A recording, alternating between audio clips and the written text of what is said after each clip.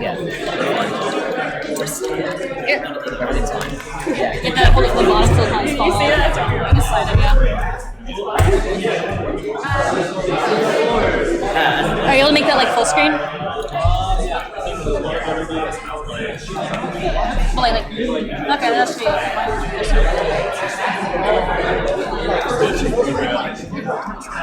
yeah, I'm not sure if the stream will get it, but it took a bit longer than we thought. Okay, cool.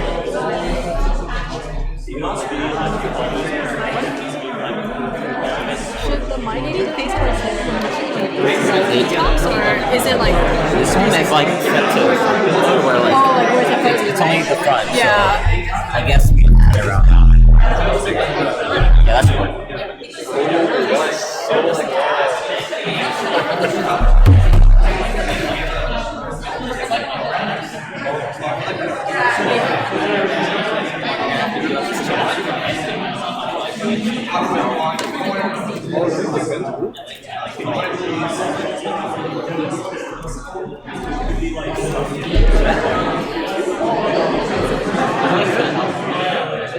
Push the TV back. Because they're going to be sitting here. Wait. Is she back? Oh, never mind. She's back. Which size though? Or like this? Yeah, like that. Push it back. Like push it back. Oh. That's not so much. Yeah, that's it.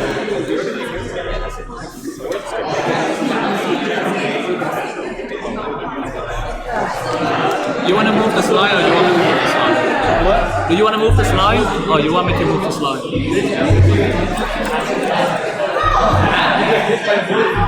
Is it backwards? Is my dead? Am I dead? I'm not dead. Awesome. I'm just gonna put this. Yours, sir. Oh, yours, sir. Hello, sir. Hello. Am I just sitting through this? I guess. I can sit. I don't know. Yeah, because like people keep walking away. Yeah, because like people keep walking away because it's like not ready. Yeah. Do you know the slides? So yeah, we're just No. They don't know Unity. I'm teaching them. Oh, just maybe. yeah, so we're just having people come to this so they can like you can talk with them easier. Okay. So it's just like, This is dead. grab whatever. This laptop. This laptop is officially dead.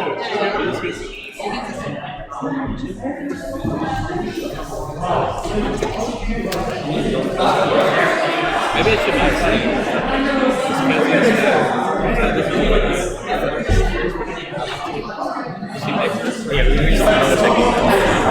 We're just making sure they're doing it. Yeah. What you guys doing? How you guys doing? Oh, good.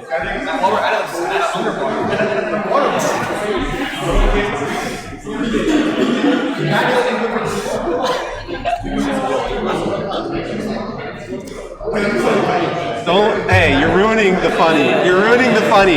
Yeah. You're ruining the funny there. You gotta stop it. I want to listen to you. Oh, wow. Yeah, sir.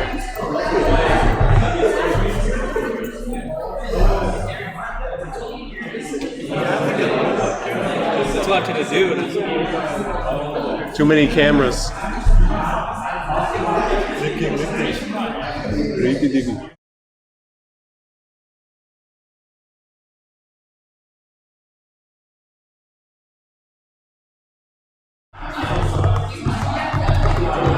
I don't want to do it. I have until 9.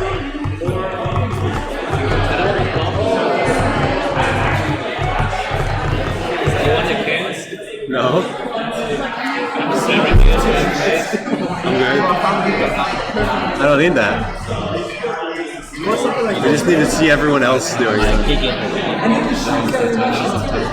shows like you want to go front, go front. I feel like the comment based on the comments.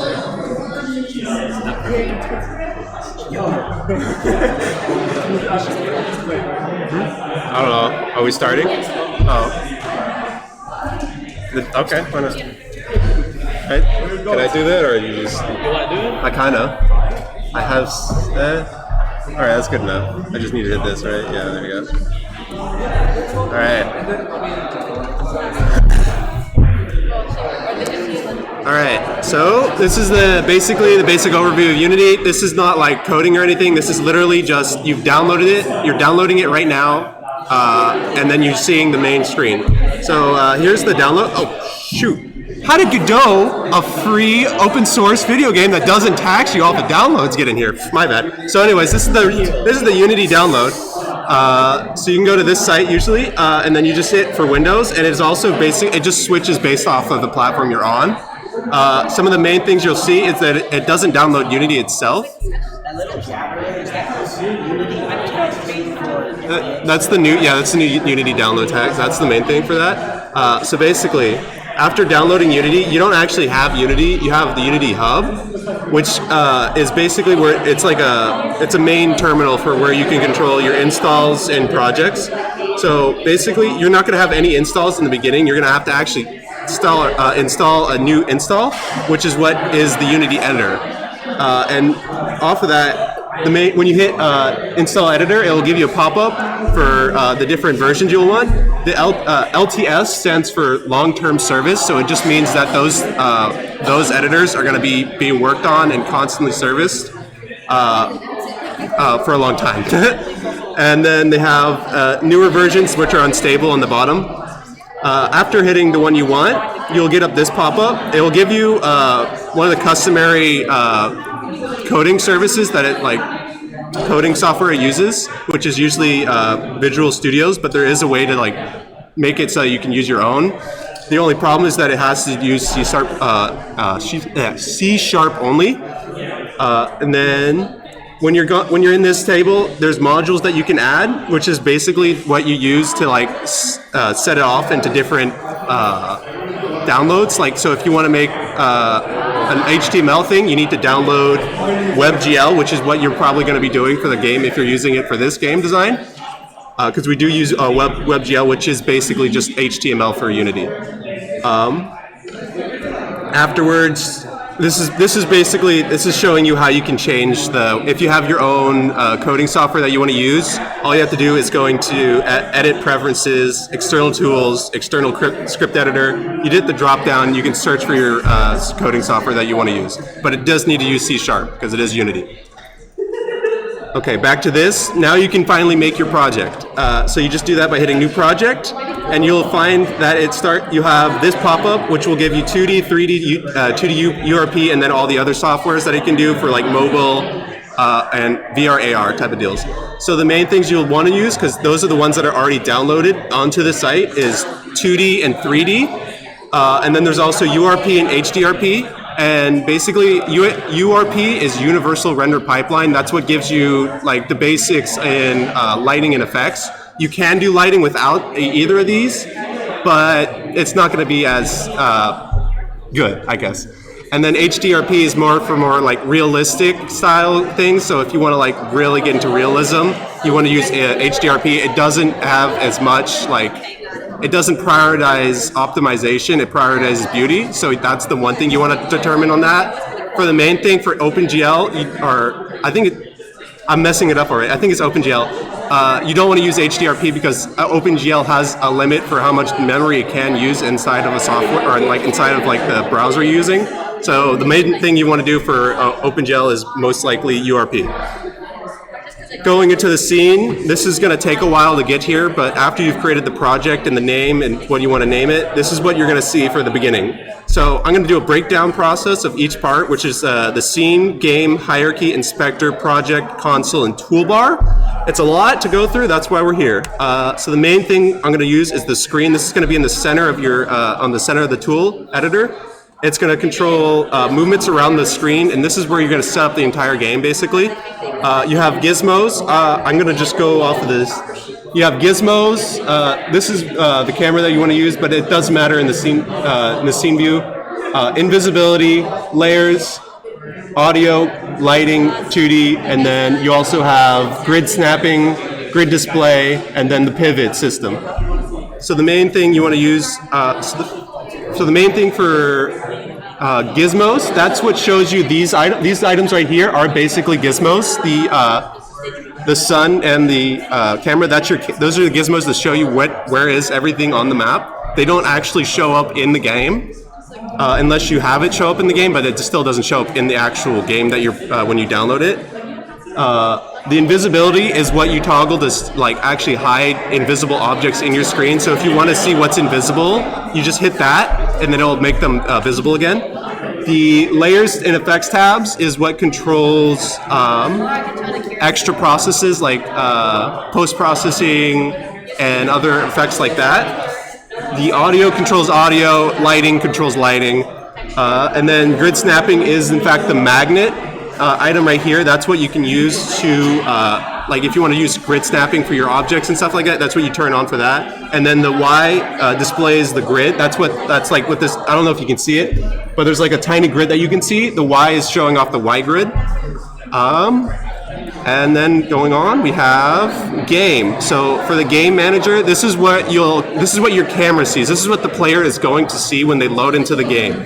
And based off of this, from the scene view here, you have gizmos, stats, play focus, aspect ratio, and play mode. And then you have the play mode tint that you have when you're playing the game, and then also temporary changes. So basically, for gizmos, that's what allows you to see gizmos inside the game view. You still won't see this when you've built the game, so that doesn't matter too much. The stats show you what your game is running off of and like how the performance-wise is doing. There's more performance tabs that you can open later on. Play focused is what happens. That's just the command that uses when you hit the play button and you want to test out your game. It's gonna play focus. So that means whatever. So if you're in the scene view, it will switch over to the game view instantly. There's also played maximizes, which maximizes the game tab to the whole editor.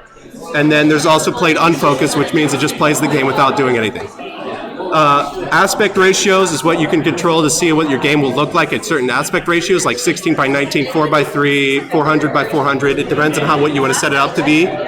It doesn't actually set that up for the game. That's in your project settings that you want to change if you want to have it at specific aspect ratios, which is good for UI because UI scales differently depending on the aspect ratio of your monitor. And then temporary changes like play tint. So when you're pressing play the game and you don't know if you're in the game or not, you can have it set. It's kind of hard to see, but oh, we're gone. Okay.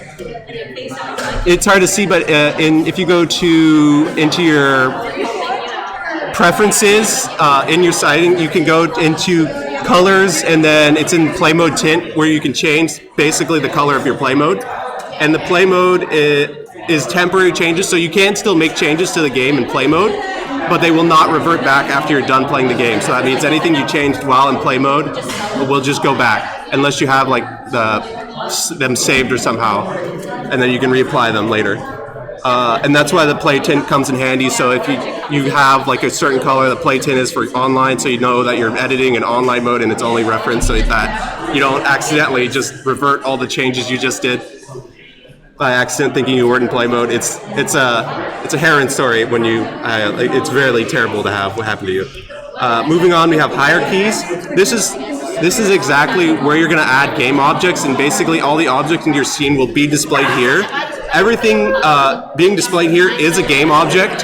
So anything you put anything in the hierarchy is a game object that you can reference. So you have options to use. You can have invisibility, which is the eye, so you can just click there and it will become invisible into the screen, onto the scene view. But only the scene view. It will still show up in the game otherwise. We have do not touch, which means if you're in the scene view, it will not like that. You won't be able to move it around and everything when you click on it. And then the search function allows you to search through the hierarchy to see get an actual object you want. The main thing I want to prioritize here is organization, so you know where you are, because losing a lot of time trying to find the thing you're looking for can suck a lot. And it also helps with big teams that are looking through things, so you can just easily find what you want, like managers, canvases, grid systems, main menu, or like main camera and lighting and stuff like that. So you want to keep that organized as much as possible. The next one is the inspector. This is what's going to display all your information for game objects, such as like the name, the layer, the tag, and also the components. Quick little rundown for the components are things you can add. I'm just going to talk over it. Components are things you add to the game objects to give them different abilities. Like you can add scripts, which are also known as components. So you add scripts to this tab here. You can also add animators, audio effects, 3D physics, 2D physics, box colliders, and stuff like that. This is where you add it. That's what the components tab is right here. This is where you add it. You just search what you need to look for into the components tab and it'll add it. Moving on, we have the project folder. This is where all your assets are stored. The main thing you want to learn here is the folder layout and organization, because that also applies for when you're searching things and you need to act like prefabs, animations, materials, scenes, scripts, textures. You all want to keep that separated so you know where everything is and you can come to it and reference it really quickly.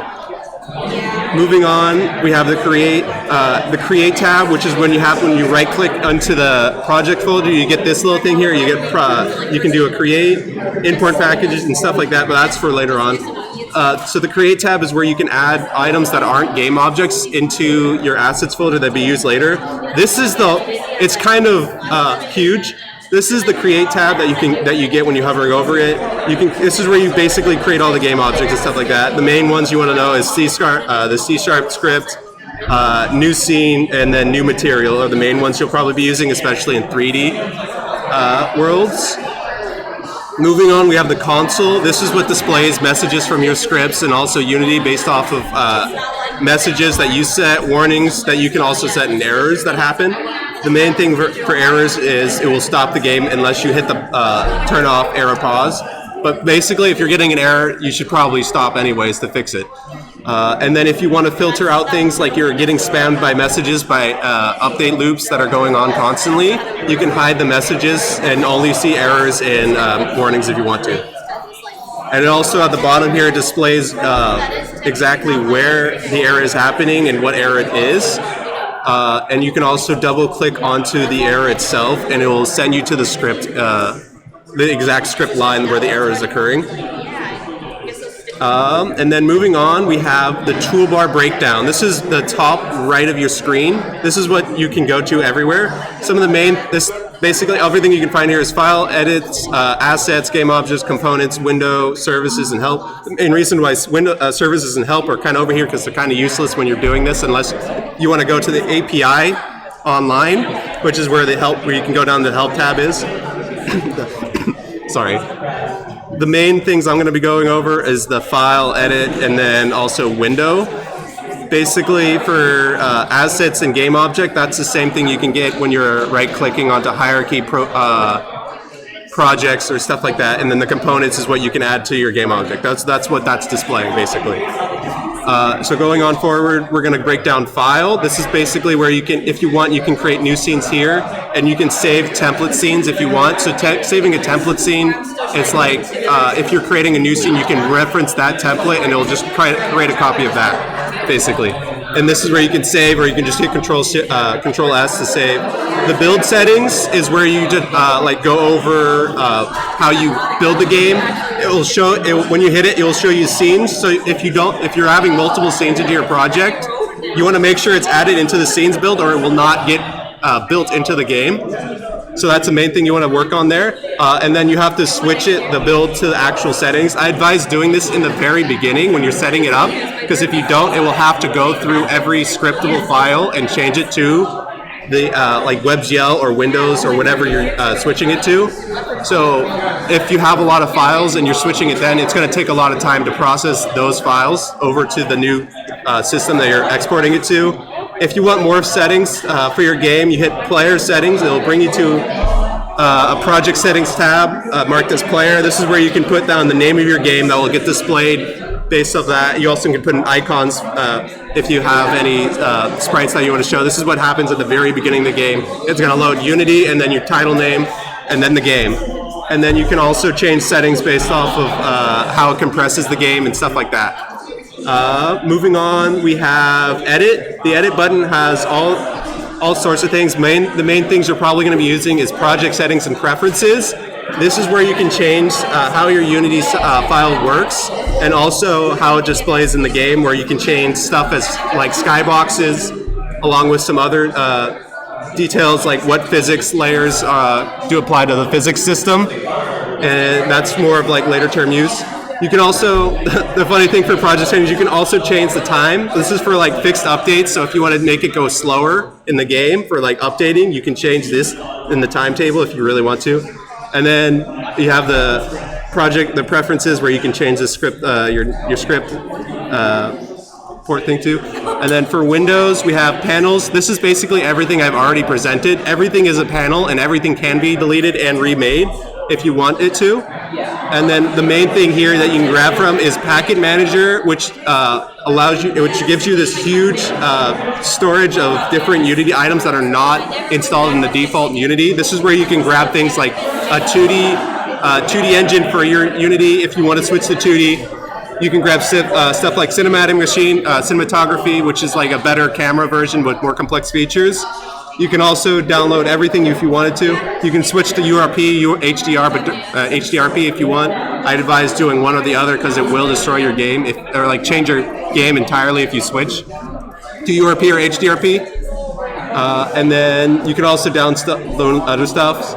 It can also you can also go off the web and download other packages online through the Asset Store, which is right above Package Manager. That's how you download everything on the Asset Store. Is a Unity package that you can download. It also shows you different panels that you can grab and display from the general rendering, basically all the other needs. The general tab is is everything that I've just showed you basically. And then if there's more you want to learn, this is basically the basics. There's more you want to learn, Google, YouTube, and there's also Unity API up to learn more about the features and stuff like that. It also has all the features about scripting and what you can do with scripts and stuff like that. Otherwise, thank you for listening. That's basics of Unity. Is there any questions, or we good? It's the basic rundown. It's I can send it into the Discord chat so anyone can look over the files and stuff like that. Yeah?